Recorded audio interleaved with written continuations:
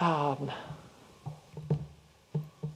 an attempt to move a bit faster, which I never do, I'm probably going to record a couple of classes and put them online.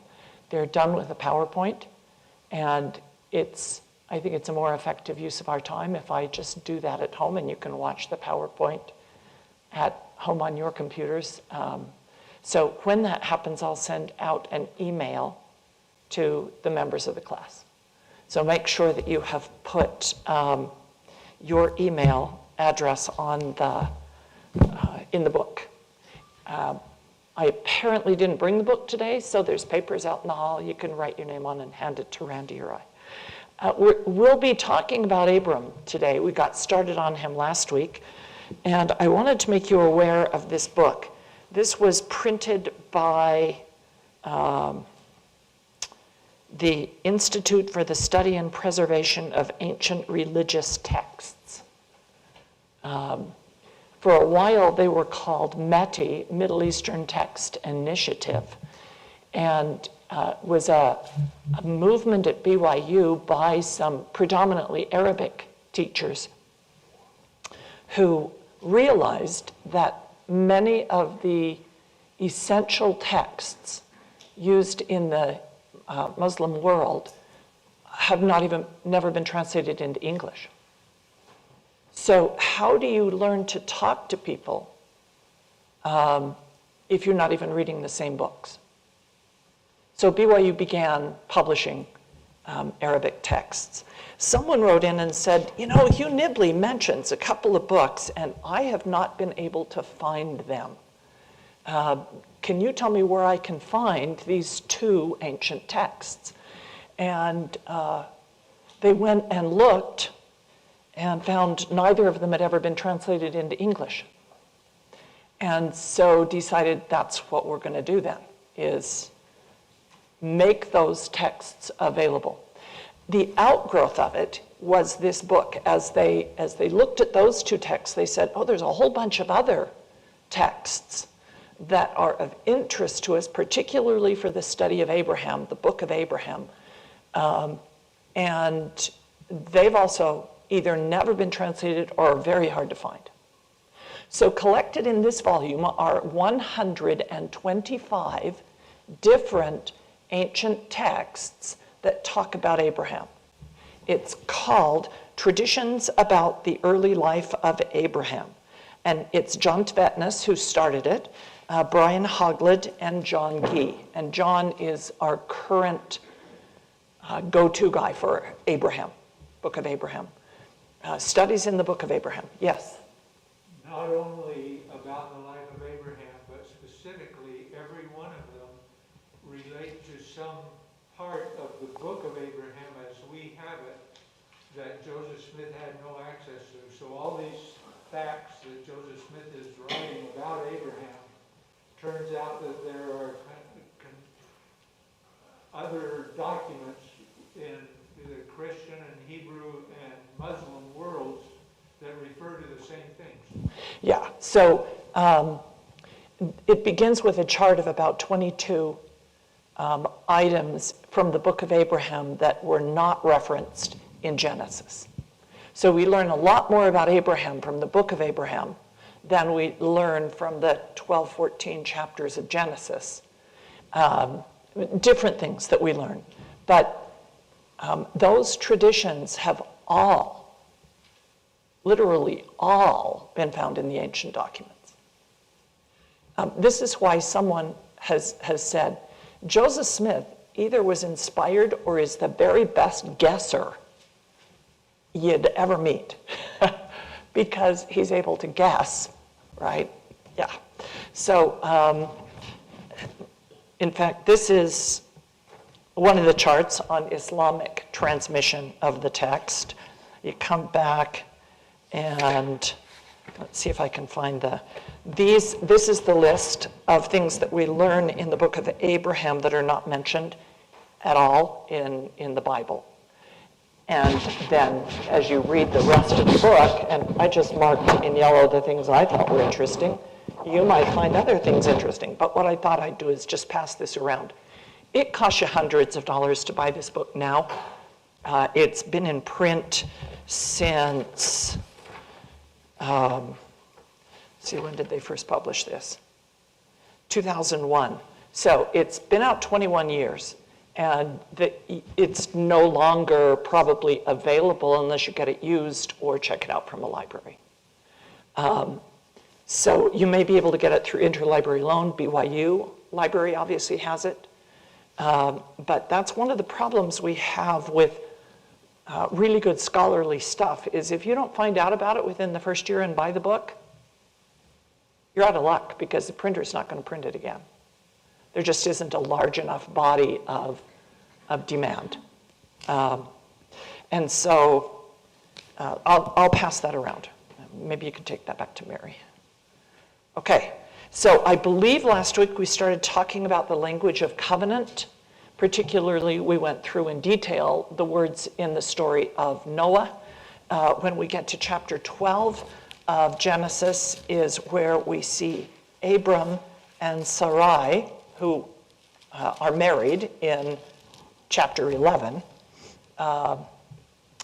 And that's chapter 11 is where it says that they leave Ur of Chaldees, and I hope you remember, Chaldea is an ancient name for the country of Babylon. And at the time of Abraham, Babylon was a backwater nothing. And so Chaldea as a name didn't exist. That will come later.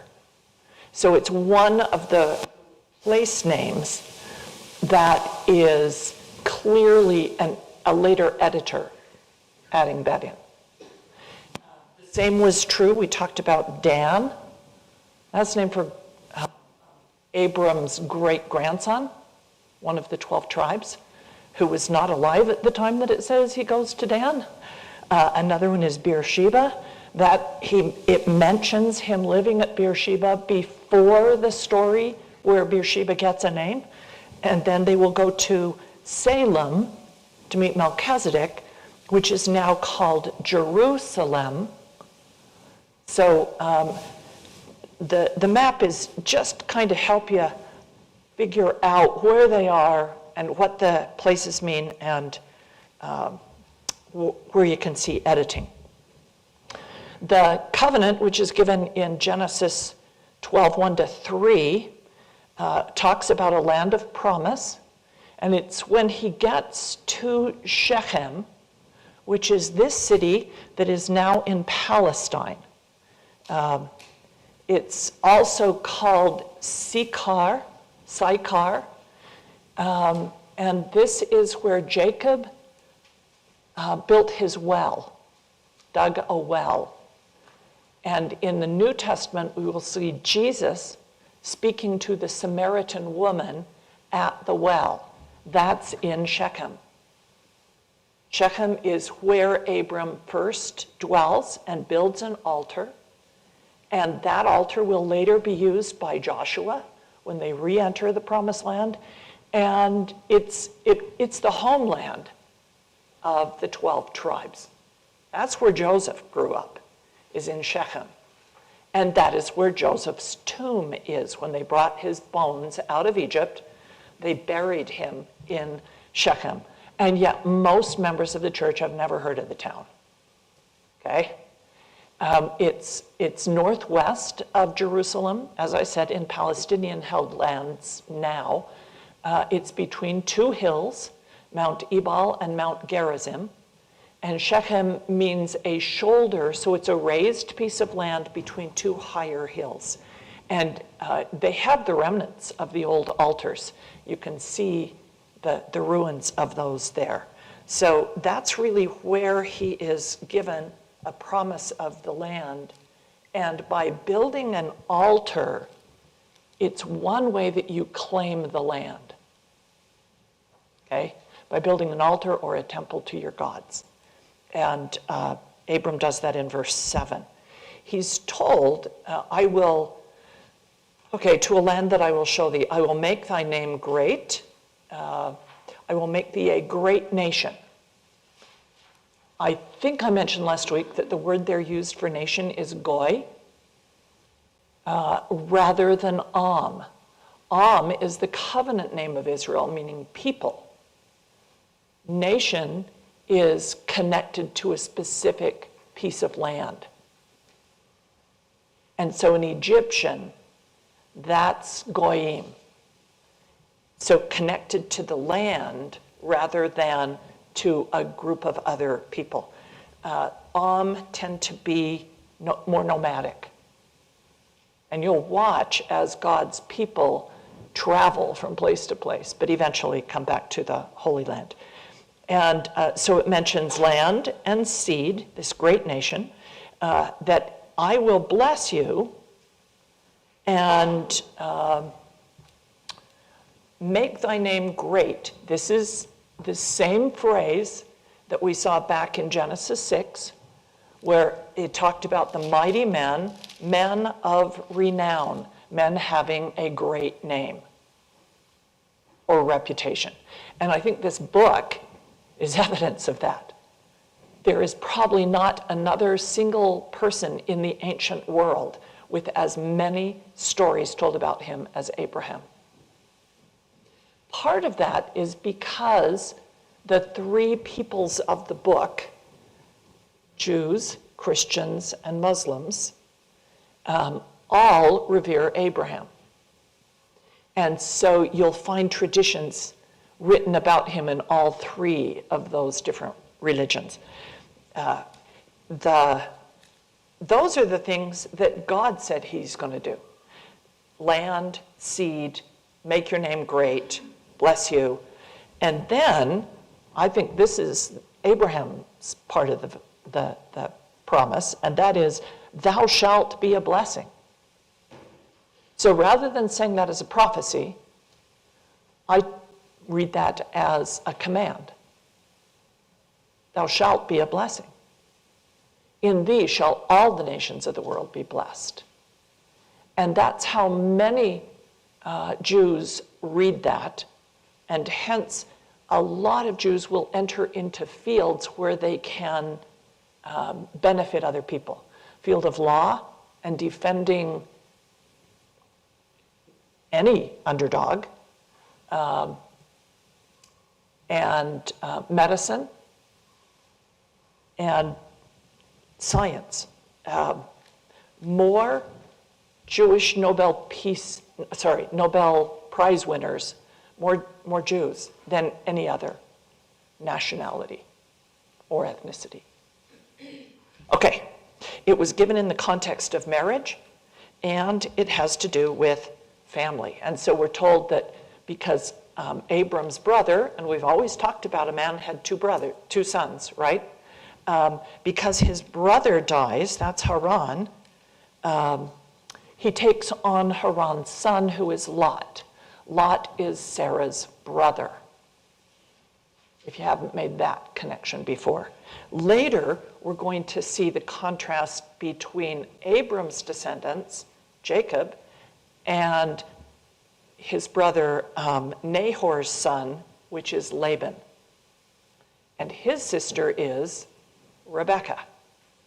So you remember that genealogy we had last week. A man had two sons.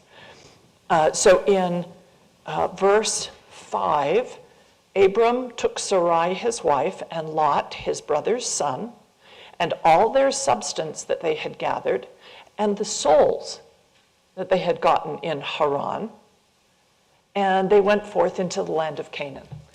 The fact that they have people, souls, with them leads to a Jewish midrash that both of them had opened yeshivas. That's a way later Jewish word for a school. So a Jewish school where you teach and memorize Talmud. If any of you have seen Yentl, anybody seen Yentl? Okay, if you want to learn about Judaism, watch Yentl. It's fascinating. Orthodox Jews only sent the boys to school. And they not only would read the biblical text, but they would read the Talmud, the commentary on it, and memorize it and argue about it. And so that idea is read back onto Abram and Sarah, that each of them had opened schools in their tent. And so it's going to mention Sarah's tent about 3 times. You'll notice that Isaac, after his mother dies, he brings Rebekah to live at Sarah's tent. And Sarah's tent is considered to be the name of the school. Abram's teaching the men, Sarah's teaching the women, because you never have them together in school. That just isn't done. At least not until you get to the United States. And it was in 1833 that the town of Oberlin in Ohio founded a school, and it went bankrupt. But they got some funding from the Tappan brothers, who were radical abolitionists from Boston. If you've seen the movie Amistad, you meet one of the Tappans. And the Tappan brothers agreed to fund this now bankrupt school on the condition that they allow students of color, and this was the one that was hardest to pass through the board, women as students.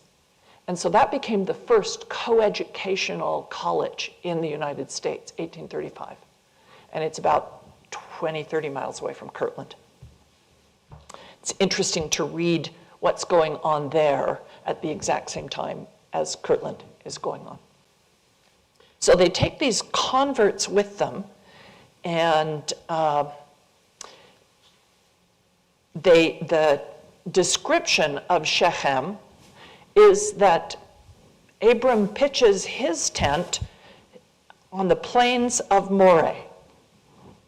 That's verse 6. We're still in 12, Genesis 12. That they passed into the place of Shechem unto the plain of Moreh. Now, where you see the word plain, you want to put a line through it and write oak tree. The Hebrew word is Elah,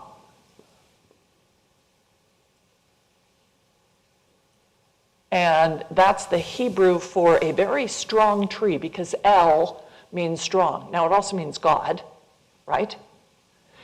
But most of the places that Abram goes are identified by an impressive tree that's growing there. And that way of identifying where people are will continue all the way through the book of Judges. Deborah dwells by a tree. Trees were scarce, and you weren't ever to cut them down. Even in a time of war, it's against the law, international law, for you to cut down your enemy's trees. A, they'll end up starving, or B, you're an idiot. It's going to take 20 years to grow new trees and get anything out of that land. If you want to conquer a people, leave the trees alone so that you'll be able to survive there as well. So these trees become location markers. Now, the King James translators are very uncomfortable with that, I believe, because tree worship was a part of ancient polytheism in the UK, in what is now the UK. When you think of Druids, etc., they had sacred trees. And so the King James guys are like, we're not going back there.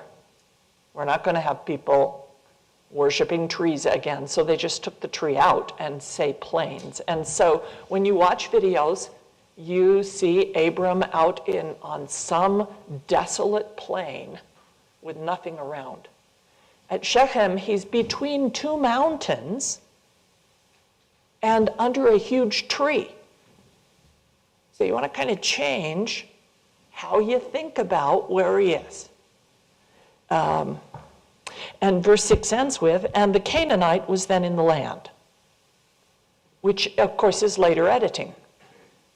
Because if it was written at the time of Abraham, they wouldn't have said, Canaanites are in the land. Everyone would have known that.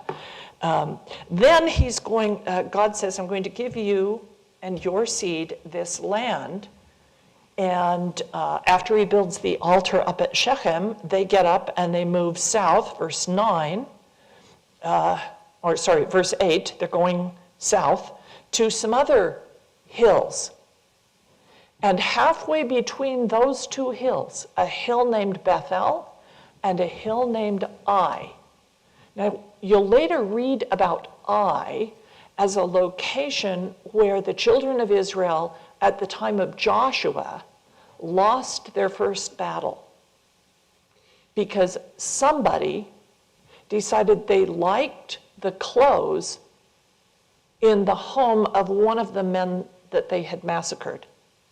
And they took the clothes home from battle and buried them underneath the floor of their tent. Because think about this. If you steal clothes from somebody in a different culture, can you wear those around your friends who know there's no store locally? Where did you get those clothes? So what's the point of having them? This is like people who buy illegal artwork. They can't show it to their friends. They have to keep it locked up somewhere hidden. That's just stupid. And so they lose the battle because this person was not obeying God's law, which was, don't take anything of theirs. You're not to profit from war. And somebody should have reminded Putin of that this week. So between Bethel and Ai, Abram builds an altar.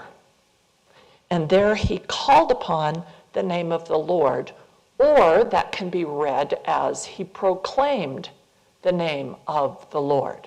So again, the question is he just praying for his own family and offering sacrifice, because that's what an altar would be for, or is he teaching the local people? That's what proclaiming is. And it's really fascinating to me that that is one of the things that Jesus says that he has done when he's checking in with his Father in John 17 in the great intercessory prayer at the end of the Last Supper. He said, I have proclaimed thy name unto those thou hast given me. How do you proclaim God's name? Just tell people what the right name is? Or live that name? Your actions teach about God. And so that's a concept we want to think a little bit about. They end up down in Beersheba, except it's not named Beersheba yet. That means well of the oath.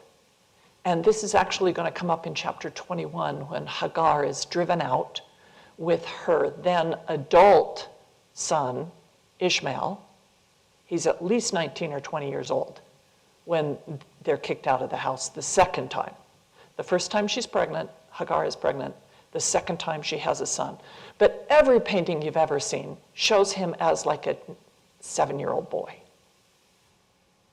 Just like they have a young boy on the altar, Abraham sacrificing his son. Neither is true. Both men are adults by the time these stories are told. So Beersheba means the well of the oath, or where we swore an oath. And Sheba, which means oath, you see it there way down in the south, also means 7. So you'll often see people who will divide up the terms of the covenant into 7 terms, just because 7's the magic word. They will then go down into Egypt. Now, this is the first mention of Egypt, although Egypt is an ancient country that's been there long before Abram and the Canaanites. Okay? Egypt goes way back. And part of the reason Egypt goes way back is because of the River Nile. Most places, including all of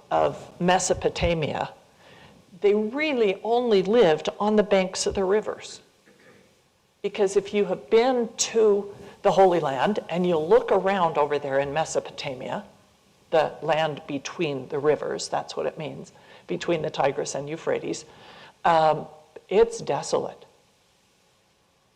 And unless you have the water from the river, you don't get enough rainfall, and you can't live there. And I think this is an issue we're getting better acquainted with in Utah, of don't count on rain or snow being enough. And if you don't have massive rivers, you're crazy to keep building there. Because where's the water going to come from? And the River Nile is one of the great rivers of the world. And every year, the Nile flows north. I think you know that. And the headwaters of the Nile are in the mountainous country down in Africa where it rains. And in flood season, the Nile will flood over its banks and carry soil that's been in that river all the way from Africa out and fertilize the land on both sides of the river. The country is sometimes just referred to as the river, because the entire country is just the people living along the edges of the Nile. But because it has this massive river, even if you are having a problem with famine, which means no rain, they still have water. So you will see over and over, not only Abram, but his descendants going down into Egypt because there's always water in Egypt. And that's the big draw, is getting the water out of Egypt. When they leave Egypt, they move to, Abram moves his tent to a place called Hebron. And Hebron becomes significant because that ends up being the only place that Abram ever owns any land. He's living on in these other places with the approval and okay of the Canaanites, the Perizzites, and you can read about them. There's about 10 different tribes that are in the land, and that he has to make covenants with about using their water. And so he's living there on the basis of them saying, okay, we'll share the water with you. These are the terms. But in Hebron, he buys a piece of land.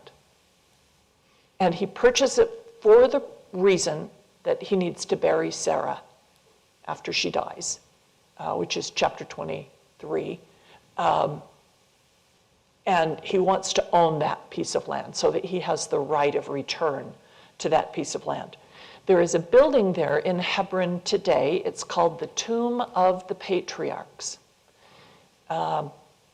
Sadly, our day to go and visit Hebron was supposed to be on a Wednesday, but because we had snow, our plane was delayed leaving New Jersey, and we didn't get there till Thursday, and you can't go to Hebron on Thursday because that's the day that the Muslims are at Hebron. And you don't go as a Christian or a Jew on the day that the Muslims are there because everybody worships, well, not worships, is proud of Abram. Abram is buried there and Sarah. Abram will be buried there by his two sons, Isaac and Ishmael. Now, you need to remember that Jews don't embalm. Embalming was going on in the ancient world. Certainly the Egyptians have been embalming people for thousands of years. And even to this day, many Jews do not get embalmed. They simply get buried the day after they die. And that shows great respect.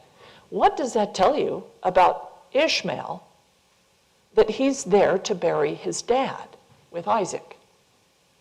That these two brothers don't live very far away from each other, and they're communicating with each other, and they're agreeing with each other and working together.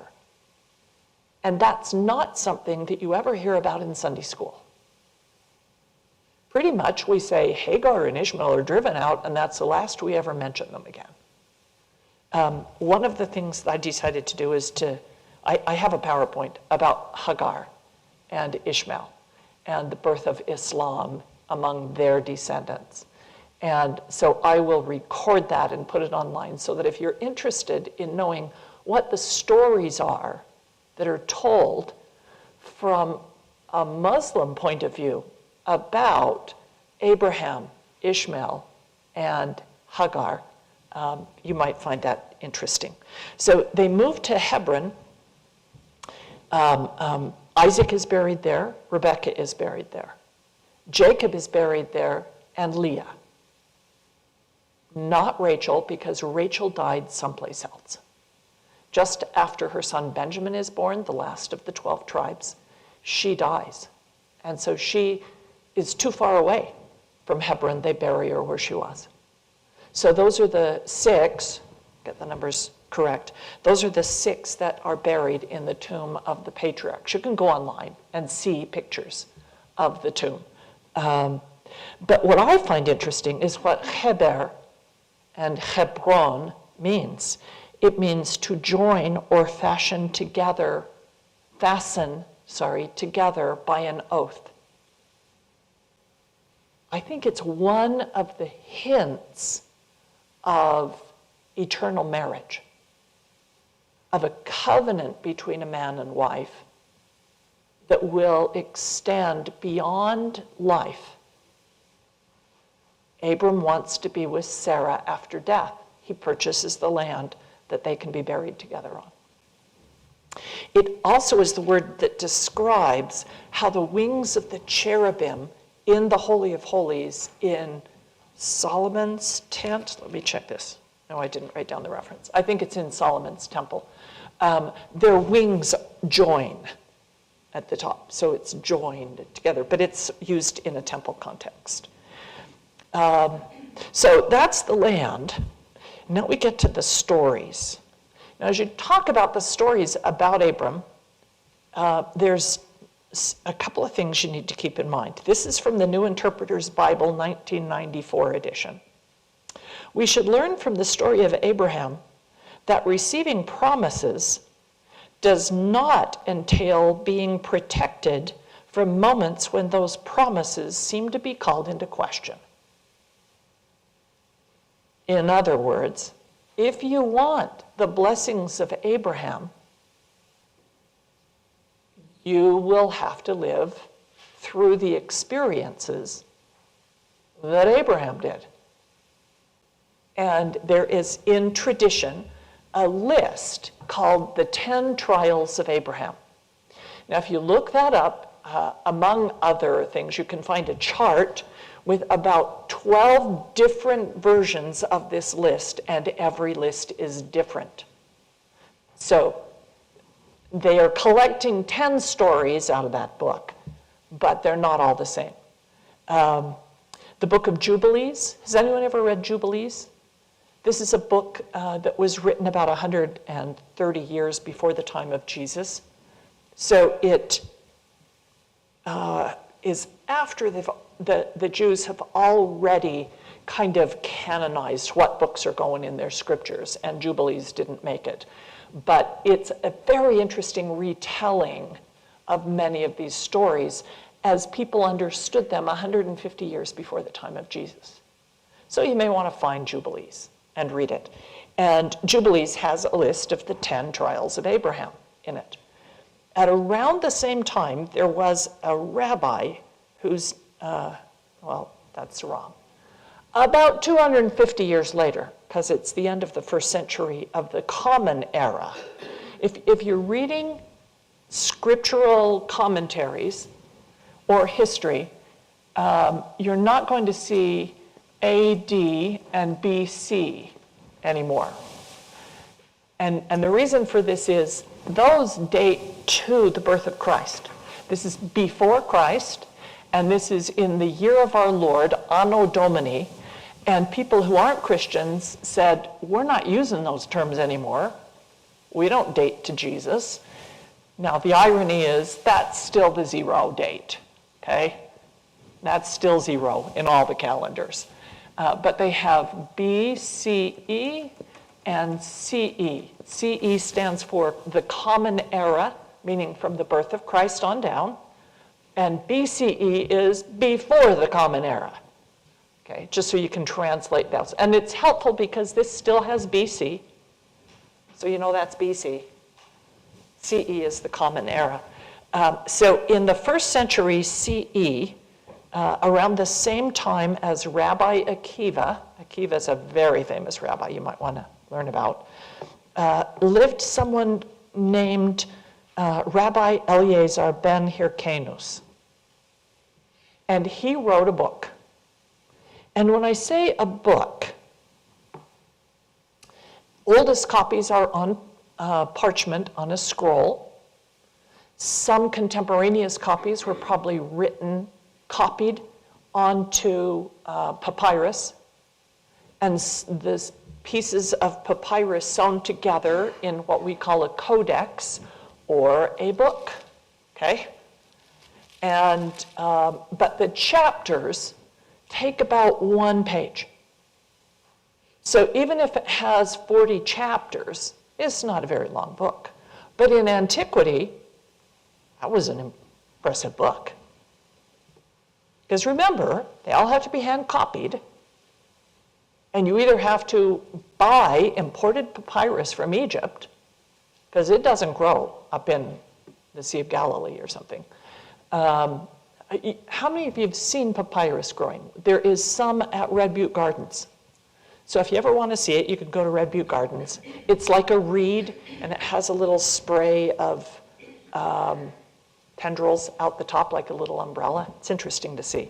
And it's a very sticky pulp in the stem, and to make papyrus, they soak it, and then they lay it down and beat it with a paddle, beat it flat, then put another layer on going the opposite direction.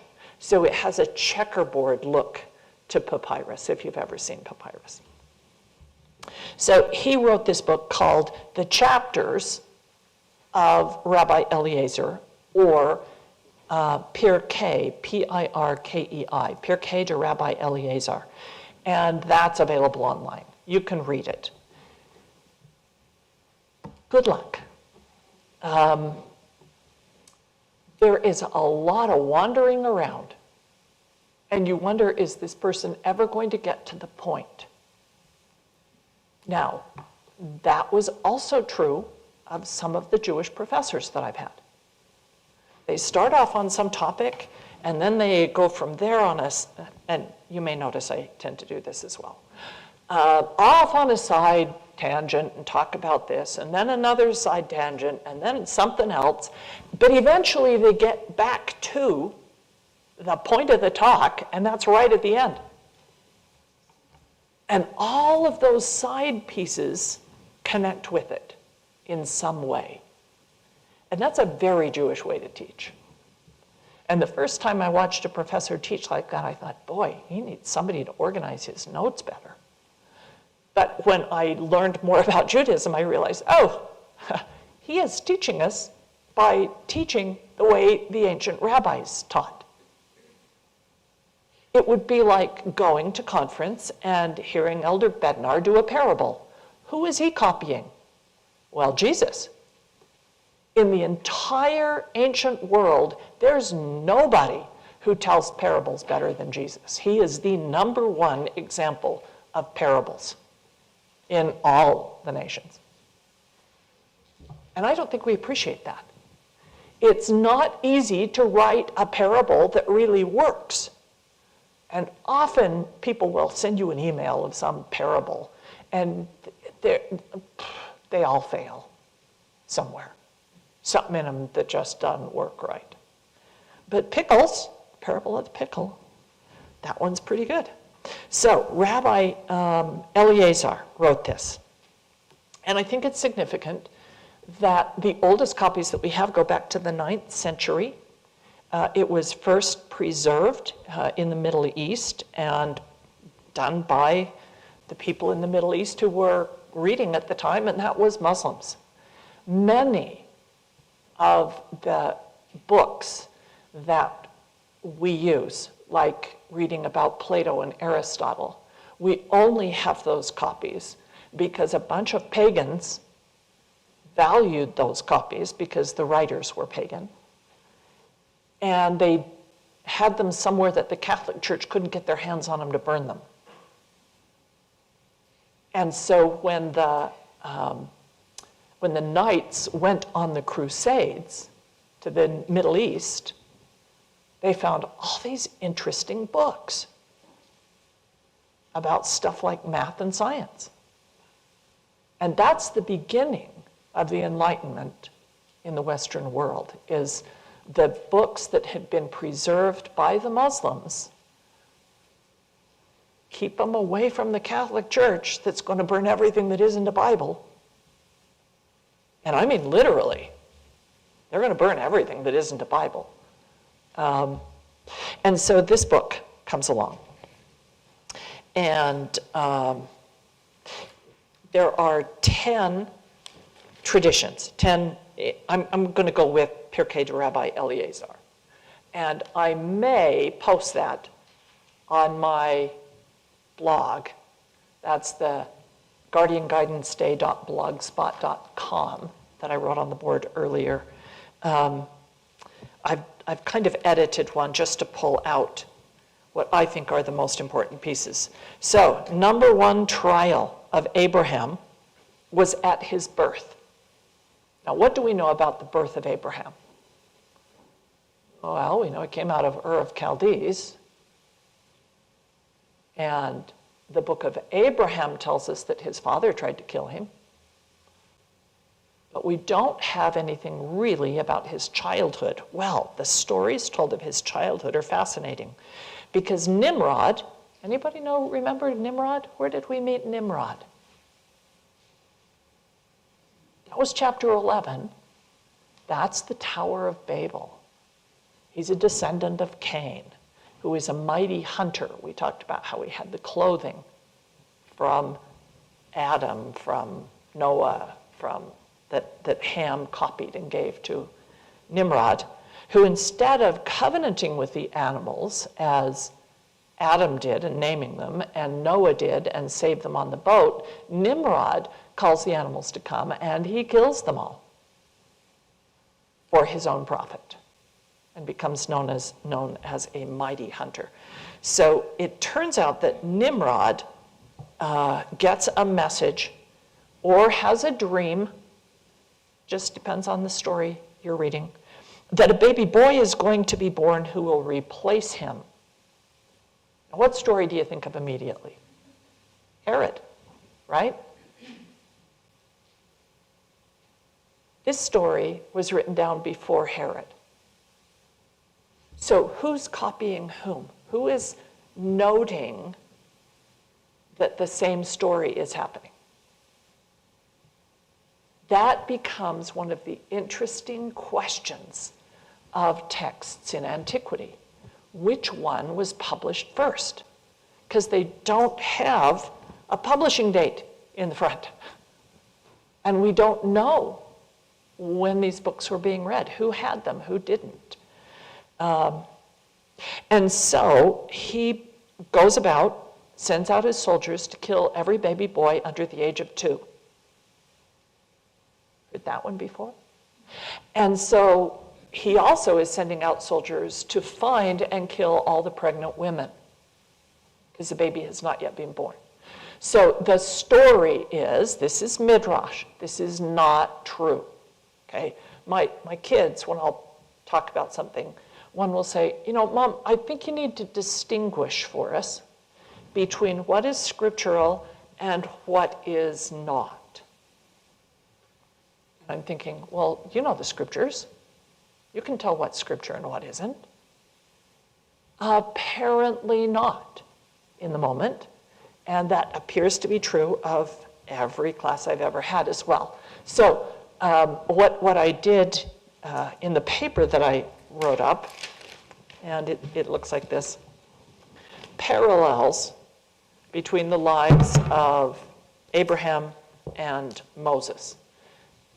Because if you read Josephus, which is an old history written about 150 years after the time of Jesus, Josephus is a Jew who decides, as much as he dislikes having the Romans come in and kill everybody and invade his country and take over, he doesn't want to die for it, so he goes to work for the Romans. And his books, Antiquities of the Jews,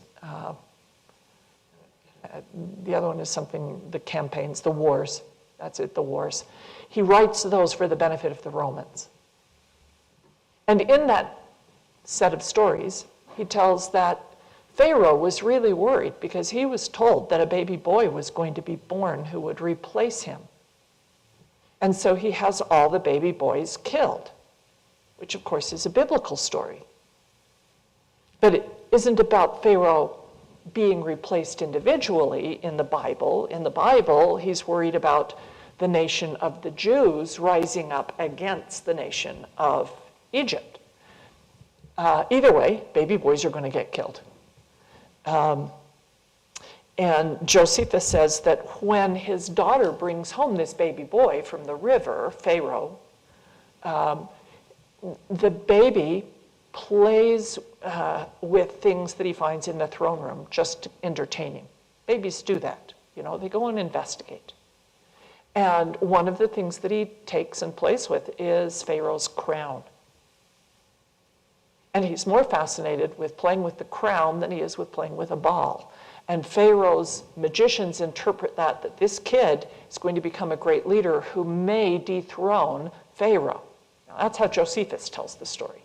But that same story is being told in old documents about Abram as a threat to the kings. Okay? And you really will see religion, righteous people, as a threat to men in power.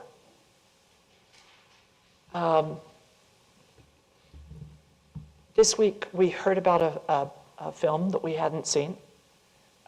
The events occurred while we were on our mission, so we hadn't really paid a lot of attention. It's called Winter on Fire. Is that it, Randy? Winter on Fire. And it's the revolution in Ukraine as the people in Ukraine rise up against their president, their king, who is a close friend of Putin and who is very oppressive and is taking away all their rights. 2013 to 2014. And for 90 days, the citizens of Ukraine are out in the streets of Kyiv demonstrating.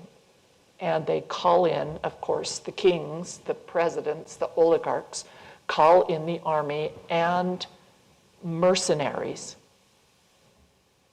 to massacre them. And, as we were watching it, A, I'm crying, and B, I'm thinking, was Putin not paying attention?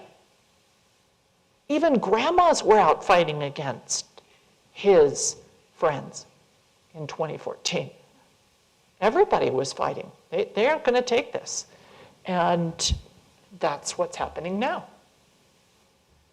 It's been a week, and it was only supposed to take a couple of days. And this is not what the oligarchs want, what the wealthy, what the kings want. This is the people. And you see the Orthodox priests on which side? On the side of the people. It's very interesting to watch them out standing with their staffs between the police and the protesters saying, stop killing. But they could all very easily have been shot right there and then. So we're always going to see this conflict. And so the number one thing that happens is that Sarah goes and hides in a cave and gives birth to Abram there. And he stays in that cave, in a house in the earth, is the text, for 13 years. And when he comes out, he sees the sun and the moon and the stars, and he sees other people who are worshiping those, but he's lived for years without them. He knows that those are not the gods. And so the idea is that at the age of 13, he discovers who the true one God is that has protected him. Now, 13 is the age at which boys get circumcised. That's the age that Ishmael was circumcised within Islam. In Judaism, it'll be 8 days. In Islam, it's the age of 13. The second trial, so he breaks all the images, breaks the idols, etc. You've probably heard about the breaking of the idols. The second trial is that he is put into prison for 10 years, and then when he comes out of prison, they build a huge fire and throw him into it. Now, the fire is so hot that it kills the people trying to haul Abram into the fire. What story is that? Shadrach, Meshach, Abednego from the book of Daniel. These stories get told over and over again. Now, it's also Daniel in the lion's den, because furnace or fire is ur, which means light. That's spelled like this. That's city or light. These are two different ways to make an A. This is an O or a U. This is an R. And so Abram comes from a city named City, or a city named Light, or a city named, and using this one that means light, a city named Lion, because or also means lion. And so he is thrown to the lions. Well, if you look in Abraham, book of Abraham, you find the king of Egypt having Abram killed, and where does he have him laying? On a lion couch. Now, is he thrown into a furnace, or is he thrown to the lions, or is he killed on a lion couch, or? All of them are the stories told. The scriptures, like Nehemiah, says, "Thou art the Lord God, Jehovah Elohim, who didst choose Abraham and brought him forth out of the furnace of the Chaldees." Now, in our translation, it just says Ur of Chaldees, but you can translate it as furnace. So, the third trial is leaving his parents' home. That's the Lech Lecha of chapter 12, verse 1, which opens with "going, go," or "get going and go, Abram."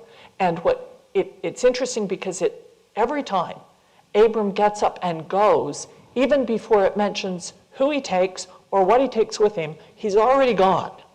He just goes. It's a lot like that moment that we all know where, "Why are you doing what you're doing, Adam?" And he said, "I have no clue. I just have learned to obey God."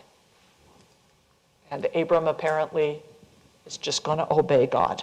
So the third trial then is to leave his parents' home and follow this map. And he goes to Haran, which is named for his brother who dies, and then they head south. And they end up in Egypt because the fourth trial is the famine. Now, the rabbis will say this is the very first famine in the history of the world. Now, Abram, we would date to about 1800 BCE, okay? There are actually structures in Israel to this day that were built at that point in time. That's as many years before Jesus as we are after Jesus. These are really, really old buildings. But that's about the date for Abram. Had there ever been a famine in the world prior to that? Well, probably. But it doesn't get mentioned in the Bible, and therefore it didn't happen. Okay? If you're a really strict biblical interpreter and you believe every word of the Bible is the history of the world, then anything that doesn't get mentioned in the Bible probably didn't happen. And maybe that's a way we can talk to our kids about not everything in history ends up in history books. Not every righteous person ends up having their story told in the church news. There's a lot of stuff going on that just never made it into the books that you have, that you're reading. And that's important to remember. But because of the famine, where are they going to go? Where do you go when there's no rain? You go to Egypt. Because Egypt has that river, and there's going to be food there. So Abram and Sarah go down into Egypt. And the fifth trial occurs when Pharaoh sees Sarah. Now, I don't know how you want to deal with the ages of Abram and Sarah. At this point, she's at least in her 50s. He's at least in his 60s. But she is the single most beautiful woman in the world in the ancient text. She's like Helen of Troy. And over, well, at least twice, we're going to see foreign kings wanting her to be their wives, part of their harem.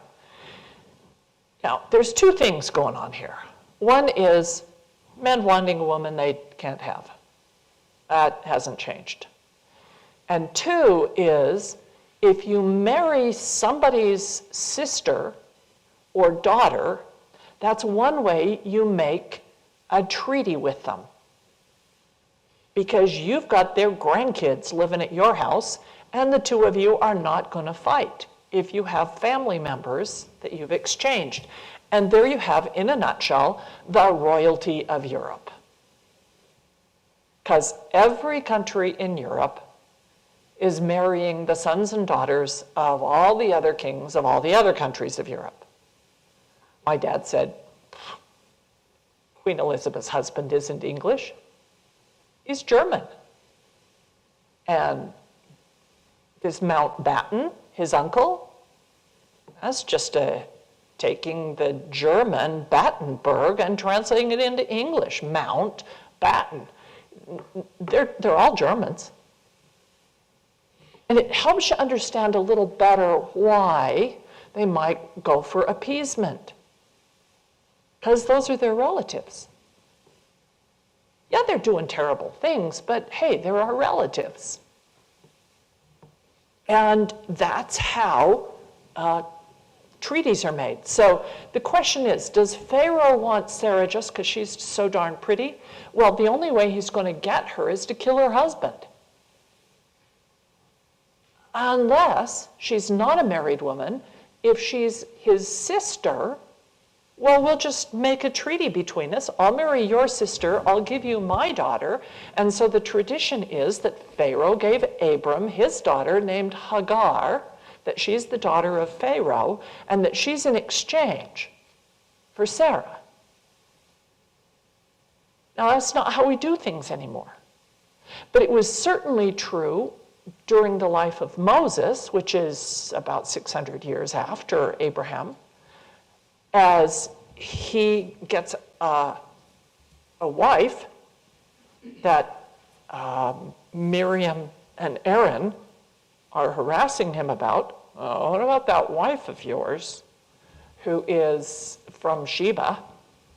And he says, hello. And so Josephus tells the tradition, Moses is leading Pharaoh's army in battle against the people down in Sheba, that's Ethiopia, near the headwaters of the Nile.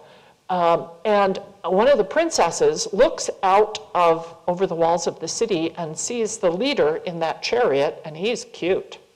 So she turns to her dad and says, why don't we just not have a war? I'll just marry him. That's fine with me. And so they have peace because she marries Moses. Now, that's kind of a subtext running through here that is not the first thing we think of. What's the first thing we think of when Abram says to Sarah, tell them you're my sister. We think Abram is lying. But if Lot is his brother, and we accept that, and he really isn't, it's his nephew, his brother's son, Sarah is just the same relation. That's his niece, his brother's daughter, and we're okay with saying that Lot's his brother, but not with Sarah as his sister? Our problem gets to be that we're living in our day, judging these people by our standards. And we don't know what their customs were. Unless you go back and spend years reading about their customs, which may or may not be of interest to most people. Now, one of the things that I find fascinating is that the night that Pharaoh takes Sarah, they will say in the book, Sarah was taken on Passover. And so Pharaoh is afflicted with plagues. Wait a minute, when does Passover happen? That's during the life of Moses. This is 600 years later. Okay. But Pharaoh is plagued. He's unable to perform sexually, and so obviously never touched Sarah. That needs to be a part of the story so that everyone knows Sarah's okay. Abram has not been dishonored here. And Abram leaves not only with the daughter of Pharaoh, whose name will be known as Hagar, but also with great wealth, which is exactly what happens at the end of the Exodus. After Pharaoh is plagued, Moses leaves with the sister of Pharaoh, or the daughter of the Pharaoh who knew Joseph. This is the one who drew Moses out of the water. It's his mom. Did you know that she left Egypt with Moses? See, we don't read carefully enough. It's in Chronicles. And she marries one of the Israelites and takes a new name. Because taking a new name when you change your status was a part of the ancient world. And apparently part of Native American culture. That when you achieve something great, you might get a new name for it. And so she takes a new name. Her new name is Bithia, which means daughter of Jehovah.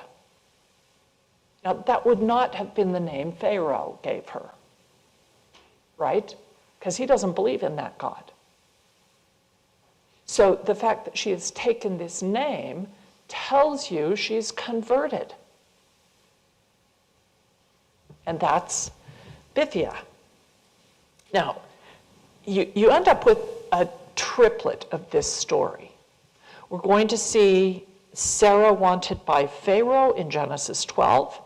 Then we're going to watch in Genesis 20 where Abimelech, who lives up near Hebron and Beersheba, takes Sarah. And then we will see in Genesis 26 that Abimelech takes Rebekah from Isaac. Now, did this really happen 3 times? Are these 2 women so absolutely drop-dead gorgeous that even in their 70s and 80s, it's enough to have a war over? And Abimelech, if he's taking Sarah long before Isaac is even born, is this the same king who takes Rebekah years later? Or is Abimelech a dynastic name like King Laman? And in the Book of Mormon, we have to put Laman 1, Laman 2, Nephi 1, Nephi 2, Nephi 3, Nephi 4, dynastic names. And are all 3 of these historically occurring events? We honestly don't know. My own reading of it is maybe one of them, but certainly not 3 times. So you want to say, why was this story kept? What's the story trying to say? It's, for me, it's, does God keep his covenant with his covenant people? That even when something terrible happens, like somebody's wife gets kidnapped, God plagues those people so that her honor is preserved and she comes home and they are benefited. They become rich through these experiences. That's a weird story. And probably not one you're going to tell at family night. Okay? Now, as they come out of Egypt, they have Hagar. This is Hagar. This is how you spell it, with a hey, a gimel, and a resh. But it's not really a name. Wait, let's get to 16, because this is where we really meet Hagar. Now, Sarai, Abram's wife, bore him no children. She had an handmaid. Now, if you look down, you'll notice in verse 3, it says, after Abram had dwelt 10 years in the land. That 10 years is going to define for the rabbis, Orthodox rabbis even to this day, how many years you give a wife to have a child before you decide she's not fertile. And if after 10 years, and this is true in Orthodoxy, like Chabad, Lubavitcher Jews, and ultra-Orthodox, if you haven't yet had a child, you have to divorce that first wife and marry someone else. Because God commanded men to multiply and replenish the earth. And if your wife can't have kids, you have to divorce her and marry somebody else in order to keep that commandment. Now, of course, where my head goes is, well, what if it's not her fault? What if he's the one shooting blanks, right? Nowhere in the history of the world does anyone imagine that men who can perform sexually are not fertile. Obviously, it's not their fault. So when you look at somebody like Henry VIII, who we know had syphilis, and we know was not fertile for a long time or had issues with that, it's not all those wives' fault. If you're marrying 6 different women and none of them are giving you kids, might you question if it's the guy? That's never going to come up as a possibility. So after 10 years, you're expected to divorce the first wife and remarry, unless you're living where having more than one wife is acceptable. And in the ancient world of Abram's time, it's acceptable to have more than one wife. And so Sarah gives Hagar to Abram. She had a handmaid, an Egyptian, whose name was Hagar. That's verse 1 in chapter 16. So this is the word for handmaiden. It's shifcha. Sorry, that should be open there. Shifcha.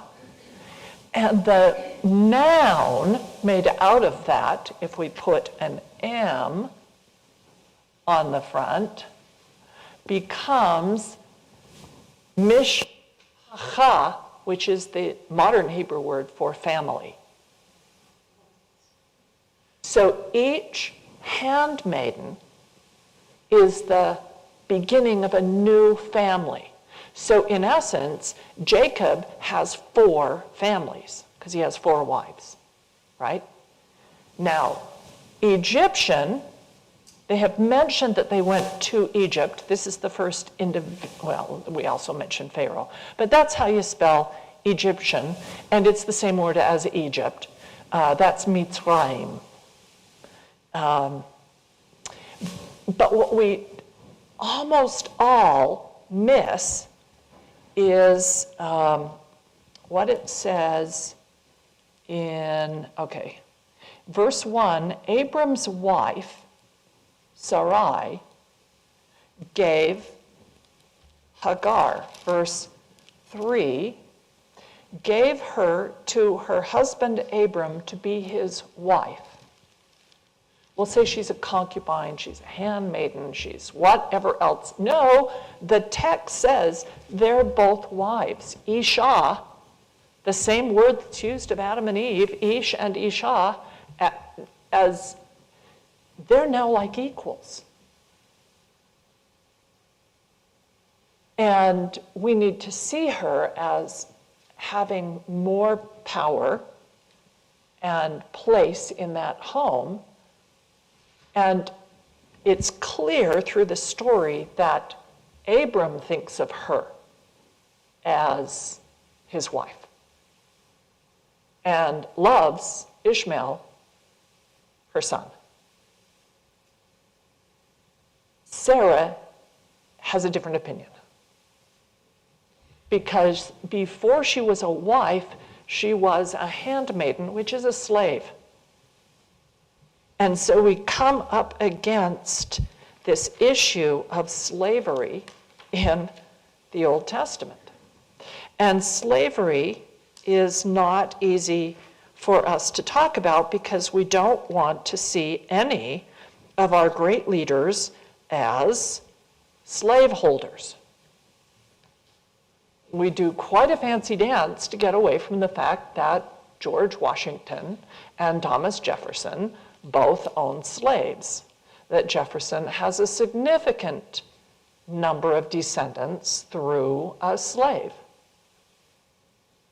that he kept in his house in Monticello,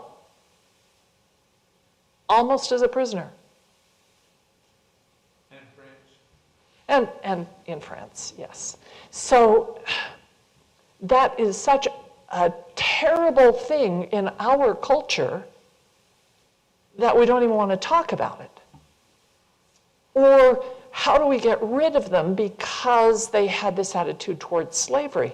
Well, folks, all the way down through the entire New Testament, Paul never tells people to sell their slaves, right? He says, slaves, obey your masters. And masters, be kind to your slaves.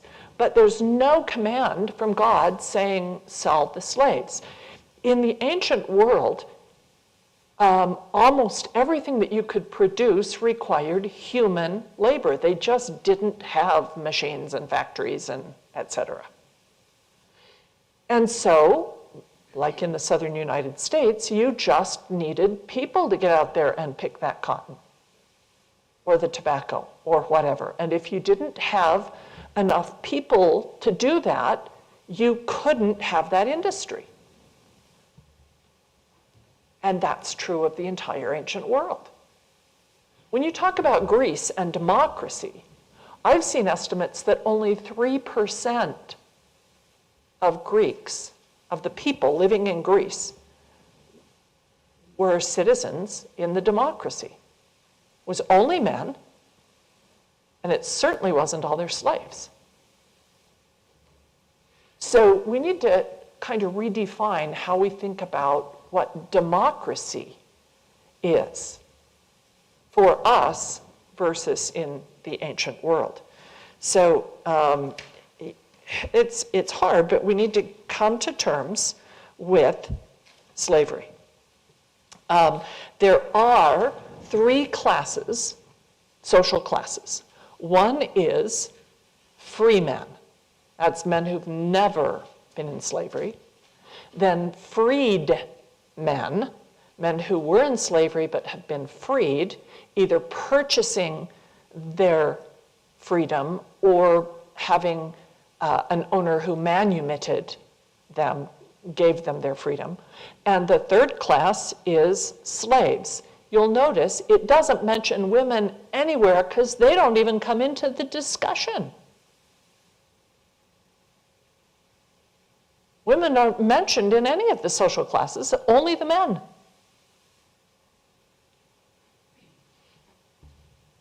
And even in the US, the slaves, ex-slaves, the freed men, are going to be able to vote before women do. It's a different world out there. And trying to impose our way of doing things and how we see things on the ancient world is not helpful. Okay? So I had this paper that I did. What I'll do is I'll have her put this up. This is a list of parallels between Abram and Sarah and their experience in Egypt and Moses' experience in Egypt. And I found 16 places where the same thing happened for each of them. Now, you need to make sure that you can see this. 1, 2, 3, 4 of them in the list about Abram are midrash, made up ways to tell the story where the rabbis want Abram to look a lot more like Moses. So they're going to tell his story using the same words. So we've got all of that. The 6th trial, did we do 5? Let me go back and make sure. Yes, Sarah taken by Pharaoh. Now between that trial, coming out of Egypt, and the 6th trial, which is Abram going to rescue Lot in war, having to go to war, we have the introduction of Lot living in the same land with Abram. They've come out of Egypt rich. They each have tons of animals to feed, and there's not enough fodder or water to have all their flocks in the same area. So Abram takes him and says, okay, what part do you want? I'll take the rest. And Lot opts to choose that fertile watered plain over southeast of the Dead Sea, near the city of Sodom. He says, that looks good, I'll take that. So that's where he goes. And that begins all his problems.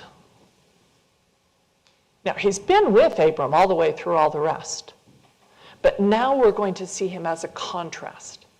Abram as being willing to work harder, live on land that's not as good, give the other brother more. I don't know, you've all heard that great story about there's 2 brothers, they're both farmers, one of them's married, has a whole big family, the other one's a single guy. And the single guy at Christmas thinks, you know, I have so much stuff, and my brother, he's got so many more kids to support, he needs more of my crop. So he secretly takes and puts food in his brother's barn. Meanwhile, his brother says, you know, I have all the blessings. I have all these kids. My brother doesn't have any of that. I can't give him kids, but I could give him more food for his stock. So he takes food out of his barn and takes it over to his brother. Okay? So we often will see these stories that are told of 2 brothers. And of course, that's kind of like O. Henry, right? The gift of the Magi. Here you're seeing one of the brothers is just like that, give you whatever you need, and the other one will take it. But we never see Lot helping Abram. Okay? There isn't a reciprocity here. When you're hiding from each other, hauling food to each other's barns, that's kind of like Zion. You know, there's no poor, because we don't define ourselves as poor, and we'll give other people whatever they need. But Lot it's a different direction. And Lot, by the way, means wrapped in a cloak or veiled. That's what his name means. And I think that he may have this name just because he doesn't really see what's going on. He's not paying attention. And pitches his tent toward Sodom and doesn't seem to see the wickedness that is in Sodom and how it's going to affect his family. And so he gets taken when the 4 kings attack the 5 cities of the plain in chapter 14. And verse 12, they took Lot, Abram's son, who dwelt in Sodom, and all his goods, and departed. And there came one that had escaped and told Abram the Hebrew, for he dwelt in the plain of Mamre. He lives under this tree. Everybody knows where you can find him. And the one who escaped, they've made up this really interesting story that I think as Mormons, we really would appreciate this story. Other people, maybe not so much. But they say there's one who escaped when Satan and his angels were fighting the war in heaven. They tried to pull as many righteous out with them to fall to the earth. This is like the fall in chapter 6. The Nephilim, the giants who, anyway. And that Michael is one that they are trying to drag out of heaven. But Jehovah reaches down and grabs Michael's wing, and he escapes from Satan's grasp, and thus it's Michael who goes to tell Abram that Lot has been captured. Now, that's a long song and dance. There's no proof of any of that. But they're looking for a way to connect Abram with the great army that God has. And Michael, the archangel, is one of the greats in that army. Now, we, as members of the church, will have Michael, Adam, in the same list in section 138 that gets down to Abram, the father of the faithful, right? And also in that list, oh, and I didn't bring, but there are scriptures here, so I'm okay. If you turn to section 138, you'll see that list, and nobody else besides members of the church believe that Michael was the pre-existent name for Adam. For everyone else, Michael is an archangel, the top archangel in God's army of angels, because they believe angels are a separate type of being, not quite God, but not human either. Some kind of semi-divine being with wings. The wings won't come in until about the time of Persia. And the Persians have demons and etc. that have wings. And so that's where we first get wings mentioned in the story. But we're the only ones who believe that angels are simply people at a different point in their eternal plan of salvation scheme of things. Maybe they haven't been born yet. Maybe they have lived on earth and were translated. Maybe they're resurrected beings. But the word for angel, I did write it down on here, is malak. Now, it's spelled with an M-L-K, but with an aleph stuck right in there, malak. This is the same word as melech, which is king, and we're going to meet Melchizedek, a righteous king who is a priest over to the Most High God. Malak gets translated into Greek as angelos because malak means messenger, and angelos is the Greek word for messenger. And you want to think in your head, who's the Greek messenger of the gods. That's Mercury, who's got the hat with the wings and the sandals with the wings, and he's carrying a caduceus, the snakes, and there's 2 wings. And so they're connecting wings with messengers. But there isn't another category. And I've several times had people say, so what does the Hebrew have to tell you about angels? I'm really interested in angels. And it's usually somebody who's been listening to Elder Holland, who talks about how there's angels around us to help us. Like there's something other than people. And honestly, when you see angels come, messengers come, like this one, there's nothing to suggest he's anything but a human being. I'd like to take and think where it says Malak, it could be a Malak-Sedek, a righteous messenger that God has sent, and that would be a Melchizedek priesthood holder who is sent to take care of somebody that God has made covenants with, like Abram and Lot.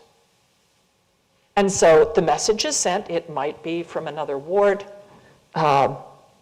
So the list, of course, in 138, where we were going, starts with our father Adam, the Ancient of Days, our glorious mother Eve, with her many faithful daughters. There's all the women in the list. One of them is named. Abel, the first martyr. Seth, one of the mighty ones.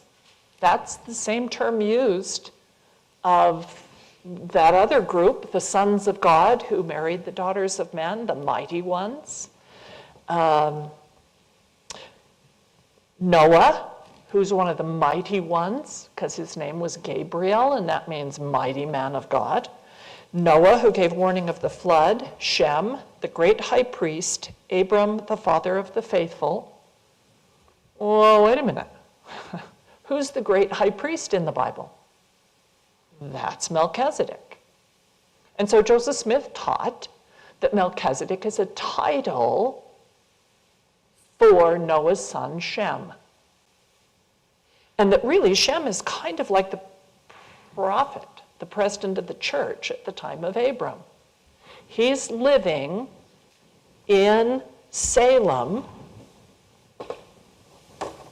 which Abram has gone past back and forth often, and Abram has offered things on an altar at Moriah, which is the mountain that the temple, part of the Temple Mount, in what will later be known as Jerusalem. And that's where Melchizedek is. So Abram goes with 318 of his men, in verse 14, 318 men born in his house, which, if you have that many army men, you must have at least 2,000 people who are part of your household. Abram is more like a stake president hauling his entire stake with him everywhere he's going. So when you see movies and there's Abram and Sarah and they're living in a tent and they have 2 servants and Hagar, which the latest movie that I saw made, that's about how many people they had. You need to step back from that and say, oh, I don't think so. He's like a king. And he takes his men and they go up and they rescue Lot. And as they come back south, heading home, they stop in Salem because they went up past Dan to rescue him up here in this area, heading towards Damascus, which is over here. And he comes back home and he pays his tithes to Melchizedek. Now the Jews will say, very first person to ever pay tithing is Abram. Okay, it's the first one that gets mentioned in the Old Testament, but probably there is a financial law of the Lord from the very beginning. And Melchizedek comes forth with bread and wine. We read that and say, prefiguring the sacrament, which is fine. But in the ancient world, what it says is Melchizedek is showing hospitality.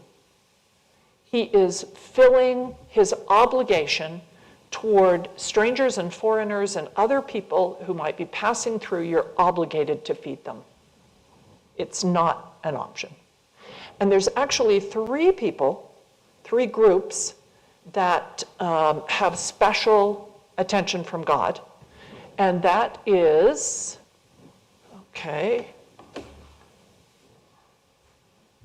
the widows, almanah, the fatherless, and the strangers in the land. Those are the people who can go to the temple and ask for food, and the priests will feed them. And the only way they'll have food to give them is if you've paid your tithing, because the priests don't have any land, right? So there must be some kind of tithing if you're going to, or first fruits, or some rule, if you're going to meet their needs.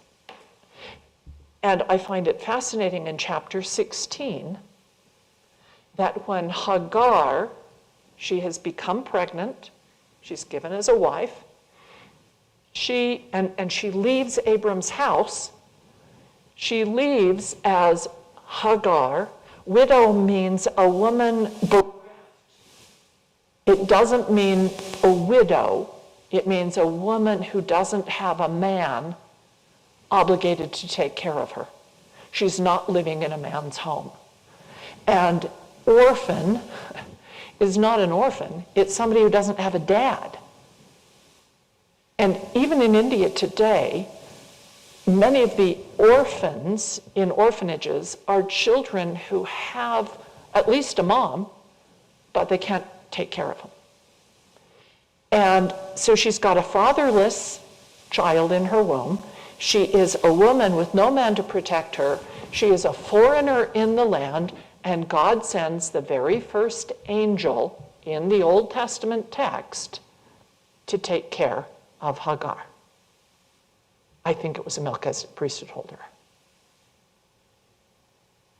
rather than some semi-divine winged being.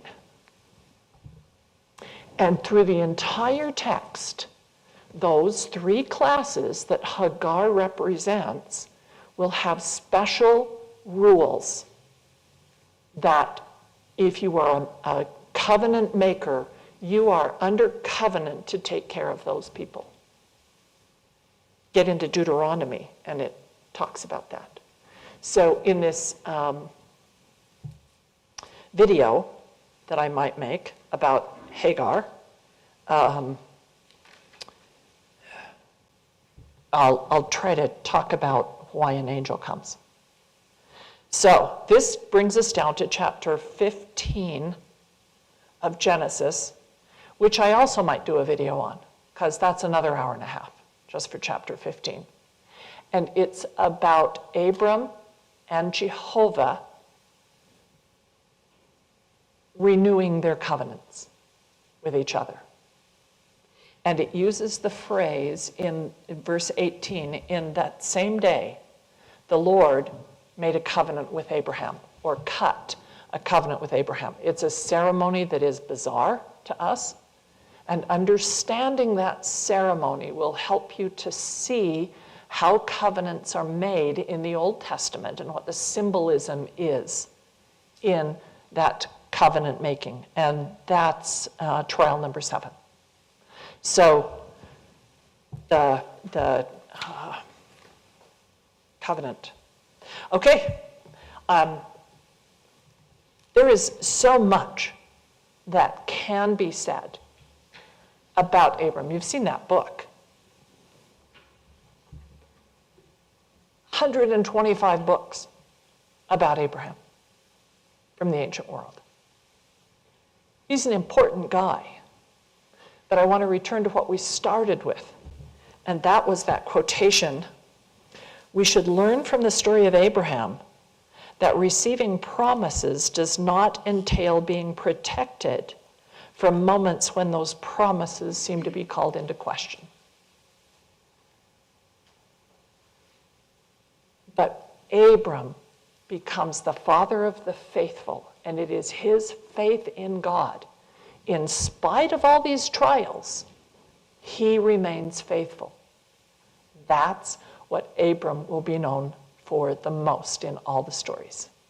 That we might be like Abram in that way and remain faithful through our trials is my prayer for us. In the name of Jesus Christ, amen. And we have Nolette.